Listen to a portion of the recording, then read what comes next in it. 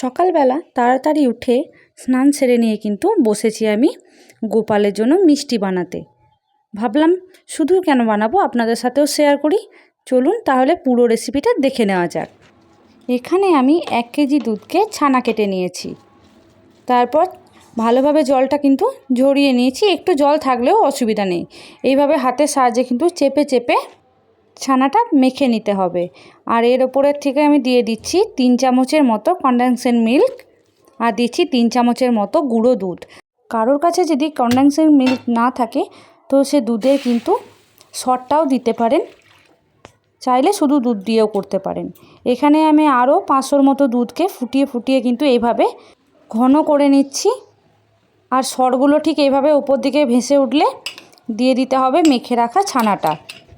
ঠিক একইভাবে কিন্তু আবারও গ্যাসটাকে বাড়িয়ে দিয়ে কিন্তু এইভাবে সমানে নেড়ে যেতে হবে যেন তলাতে না বসে যায়। তারপর এরকম মাখা মাখা হয়ে গেলে এখানে আমি 3 চামচের মতো চিনি দিয়ে দিচ্ছি।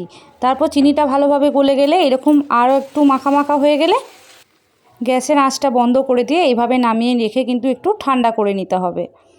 এরপর হাত দিয়ে এইভাবে একটু চেপে চেপে গোল করে নিলেই সুন্দর কিন্তু একটা মিষ্টির গোল শেপ চলে আসবে।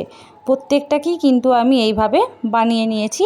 এইভাবে কিন্তু বাড়িতে আপনারা অনায়াসে একটা দারুণ টেস্টি মিষ্টি রেসিপি বানিয়ে সকলকে খাওয়াতে পারেন। যদি ভিডিওটি ভালো লেগে থাকে প্লিজ একটি লাইক করে দেবেন, একটি কমেন্ট করবেন এবং শেয়ার করে দেবেন।